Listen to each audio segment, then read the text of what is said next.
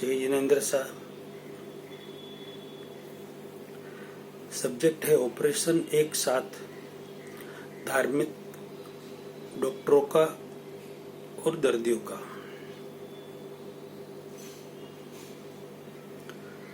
Subjective operation है तो operation के अंदर तो डॉक्टर जब ऑपरेशन करते तब बेहोश कर देते हैं। उस समय तो पता नहीं चलता, लेकिन ऑपरेशन के बाद बहुत दर्द होता है, तकलीफ होती है, दुख भी होता है।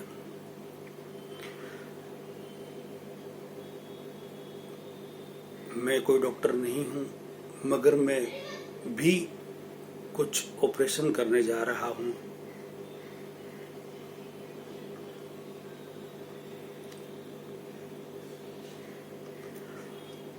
मैं धार्मिक डॉक्टरों का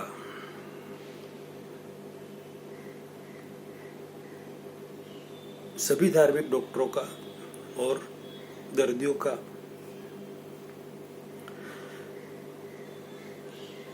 कुछ धर्म में कुछ सब्जेक्ट पर परिवर्तन और बदलाव की जरूरत है, तो वह भी एक तरह का ऑपरेशन ही है। अब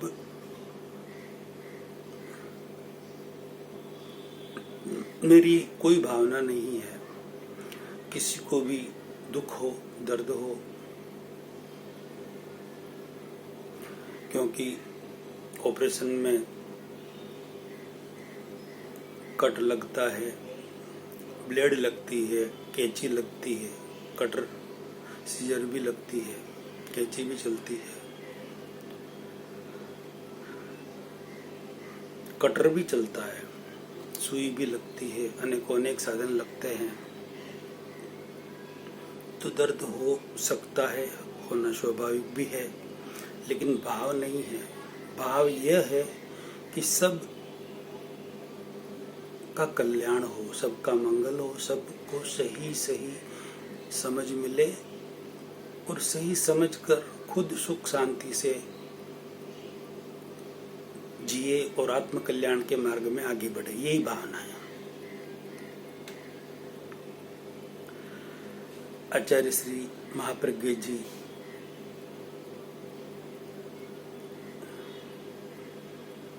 आचार्य श्री तुलसी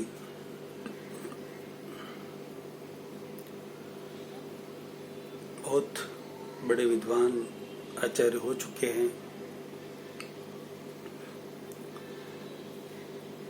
आचार्य तुलसी जी ने बहुत बढ़िया गीतिकाएं बनाई है, बहुत सटीक समझ सके वैसी बहुत अच्छी गीतिकाएं गुरुदेव ने बनाई है। और एक अंदर लगे समझे वैसी एक गीतिका के शब्द है, धार्मिक है पर नहीं है नैतिक। धार्मिक तो है पर नहीं है नैतिक, यह बहुत बड़ा विस्मय है। कितनी बड़ी बात कही गुरुदेव तुलसी ने। धार्मिक तो है पर नहीं है नैतिक, यह बहुत बड़ा विस्मय है। नैतिकता से शून्य धर्म का, नैतिकता से शून्य धर्म का यह कैसा अभिनय है, नाटक है। धार्मिक है पर नहीं है नैतिक, बहुत बड़ा विस्मय है। नैतिकता से शून्य धर्म का यह कैसा अभिनय है। हम धार्मिक तो है मगर नैतिक नहीं है, और नैतिकता नहीं है और हम धार्मिक भी है। यह कैसा नाटक है, यह कैसा अभिनय है। नाटक का यदि संधि विच्छेद करे तो ना प्लस टक, नाटक नहीं टिकने वाला। और गुरुदेव ने गीतिका में और बहुत अच्छा बताया है, आत्मशुद्धि का जहाँ प्रश्न है, आत्मशुद्धि का जहाँ प्रश्न है, संप्रदाय का मोह न हो। आत्मशुद्धि का जहाँ प्रश्न होता है वहाँ संप्रदाय का मोह नहीं होना चाहिए। ये मेरा पक्ष, ये तेरा पक्ष, मैं अपने पक्ष को नहीं छोड़ूंगा। मतलब पक्षा पक्षी से ऊपर उठना पड़ेगा। आत्मा की शुद्धि करनी है तो पक्ष में मोक्ष नहीं होता और मोक्ष में पक्ष नहीं होता, निष्पक्ष बनना पड़ेगा। पक्ष को छोड़कर निष्पक्ष हमें बनना पड़ेगा, तभी जाकर मोक्ष के मार्ग पर हम आगे बढ़ सकते हैं। फिर धर्म के बारे में गुरुदेव तुलसी ने बहुत अच्छा बताया है।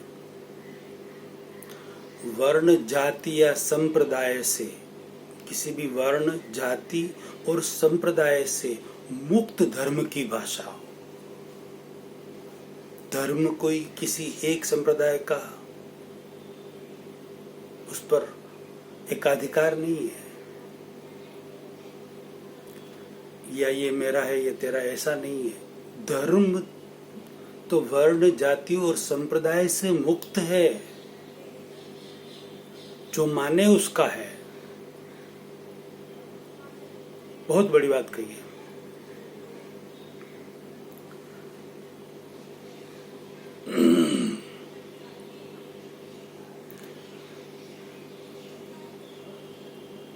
आचार्य श्री महाश्रमण जी ने कहा है, किसका है यह मत देखो, क्या है यह देखो। किसका है यह मत देखो, क्या है यह देखो। अच्छी कृति और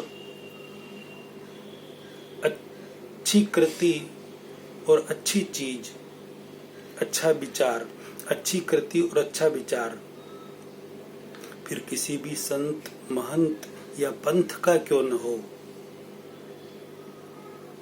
अच्छी कृति और अच्छा विचार फिर किसी भी संत, महंत या पंथ का क्यों न हो, हम उसे स्वीकार कर सकते हैं और स्वीकार करना चाहिए। बहुत अच्छी बात कही। आज 22 सितंबर है। फेसबुक पर आचार्य महाश्रमण जी का फोटो लगा हुआ था और नीचे एक वाक्य लिखा हुआ था कि कुछ भी खो जाए, लगभग कुछ भी खो जाए तो हम उसे दोबारा हासिल कर सकते हैं, मगर समय ऐसी चीज है, वह यदि चला जाए तो उसे दोबारा हासिल हम नहीं कर सकते। तो गुरुदेव, क्षमा याचना के साथ मैं आपसे प्रश्न करना चाहता हूँ, आपसे, और आपसे तो कर ही रहा हूँ, मगर जैन धर्म के सारे फिरकों के सारे आचार्यों से, सारे गुरुदेवों से, सारे चारित्र आत्माओं से, जेनेलॉजी के सारे बुद्धिजीवी वर्गों से ये प्रश्न है मेरा कि आज दिन तक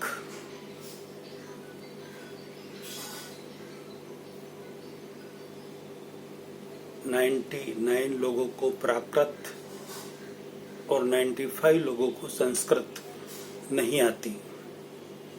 लगभग ये परसेंटेज आगे पीछे भी हो सकता है कुछ, मगर मैक्सिमम लोगों को प्राकृत नहीं के बराबर आती है।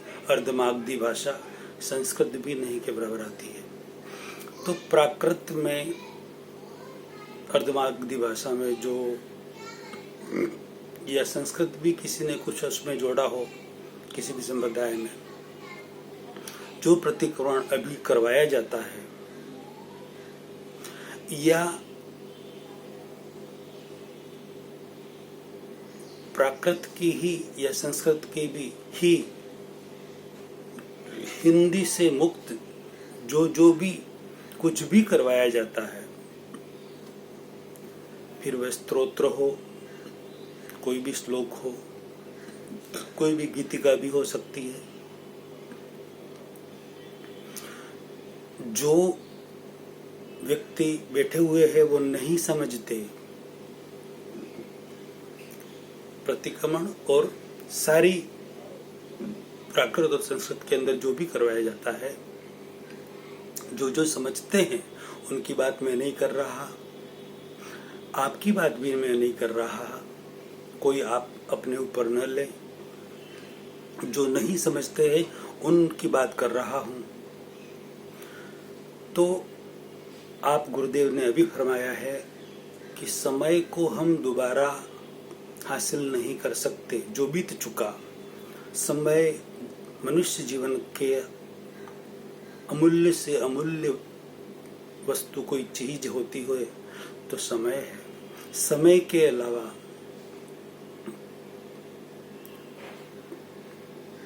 कोई अमूल्य चीज हो नहीं सकती जिसे हम दोबारा हासिल कर सके। समय को हम किसी भी हालत में दोबारा हासिल नहीं कर सकते, ये आपने फरमाया है।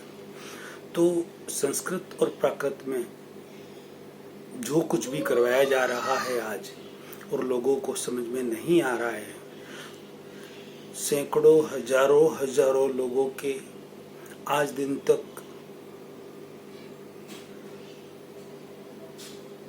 लाखों करोड़ों घंटों का समय बेकार गया। समय का सार नहीं निकला, समय असार चला गया। जो समय का सार निकलना चाहिए वह समय का सार नहीं निकला। ये उचित हो रहा है? आप सबसे प्रश्न है। आप सब इतने विद्वान हैं, इतने अच्छे जानकार हैं, और समय दोबारा नहीं मिल सकता ये आप खुद बता रहे हैं। सब समझते हैं कि समय दोबारा नहीं मिलता। तो ये समय जो सबका असार गया है, समय बेकार गया है, उसका क्या, इसका उत्तर आप सब दीजिए। सब सोचिए दिल में।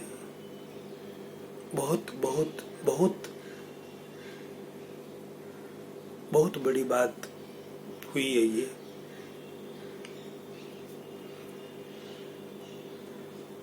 अभी भी लाखों करोड़ों लोगों का समय बेकार जा रहा है, समय असार हो रहा है, समय का सार नहीं निकल रहा है। ऐसे अमूल्य समय को हम दोबारा नहीं ला सकते। तो अब तो सोचिए मेरे गुरुदेवों, मेरे सारे चारित्र आत्माओं, मेरे सारे जैनोलॉजी के प्रोफेसरों, पंडितों, बुद्धिजीवी वर्गों, अब तो सोचिए कि जो पब्लिक साधारण भाषा में जो समझती है,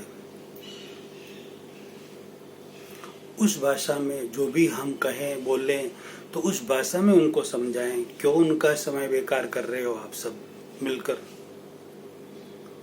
ये थोड़ी कटु बात है, मगर क्या करूं, बोलना पड़ रहा है मुझे। अभी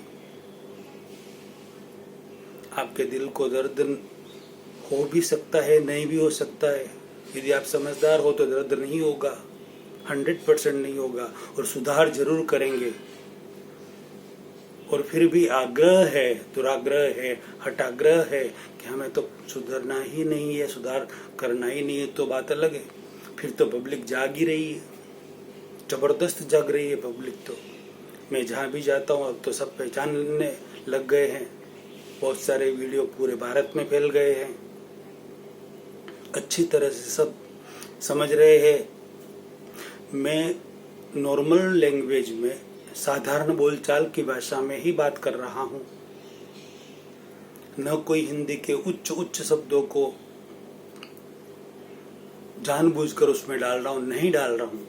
यदि डाल भी कोई शब्द डालना भी पड़ा तो उसे भी मैं अच्छी तरह से समझा रहा हूँ, नॉर्मल भाषा में बात कर रहा हूँ, तो साधारण पब्लिक अच्छी तरह से समझ रही है और पब्लिक सब जाग रही है।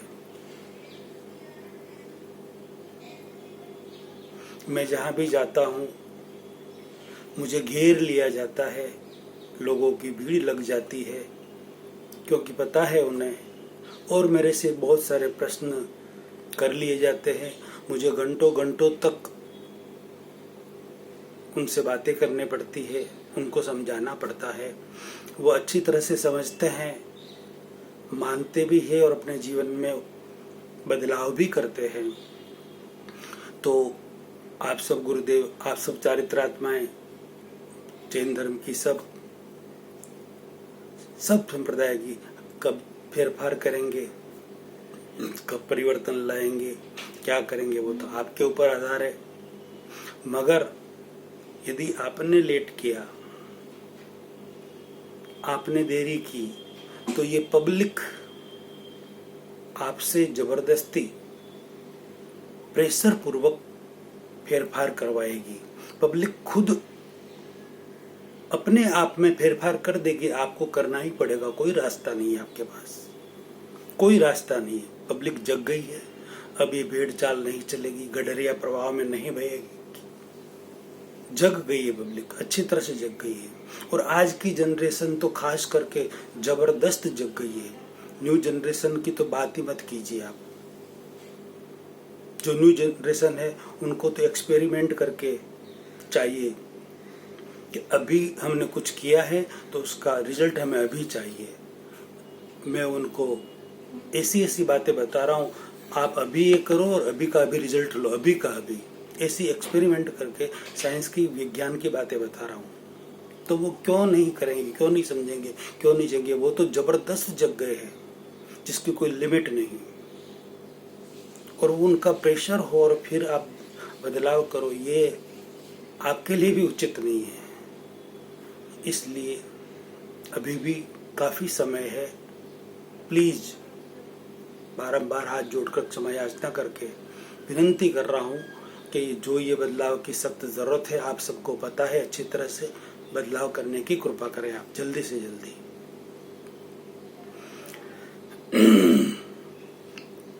एक वर्ष हो गया है आचार्य महाश्रमण जी, आपसे बात हुए, अभी तक कोई बदलाव मेरे सुनने में तो नहीं आया और न आपने मुझे कुछ कहा। अभी मैंने सूरज चातुर्मास भी दर्शन किए थे, कोई आपने रिप्लाई नहीं दिया। तो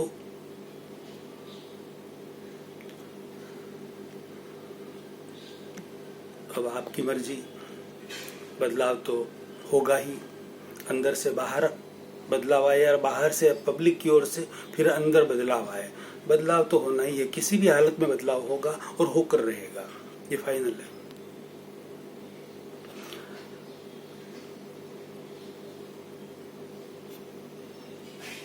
स्थानकवासी संप्रदाय के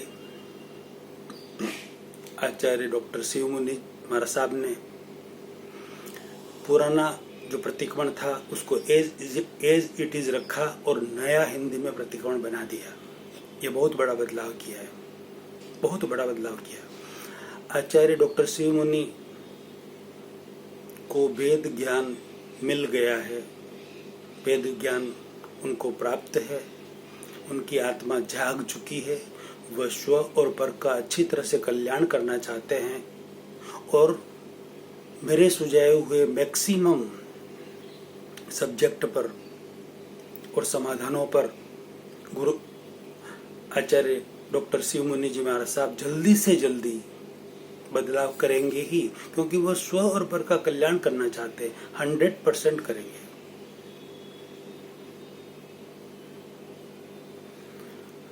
आचार्य तुलसी का एक और गीतिका का पद है कि आग्रहहीन गहन चिंतन का द्वार हमेशा खुला रहे। आग्रहहीन गहन चिंतन का द्वार हमेशा खुला रहे। गुरुदेव आचार्य श्री महाश्रमण जी, मैं आपसे अर्ज कर रहा हूँ, ये गुरुदेव तुलसी का ये शब्द है, आग्रहहीन गहन चिंतन का द्वार हमेशा खुला रहे। कहीं ऐसा न हो जाए कि आपको एक नई गीतिका बनानी पड़े।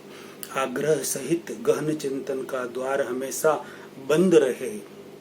आग्रह सहित गहन चिंतन का द्वार हमेशा बंद रहे, ऐसी नई गीतिका आपको न बनानी पड़े, उसके लिए आप जल्दी से जल्दी कृपा कराएं।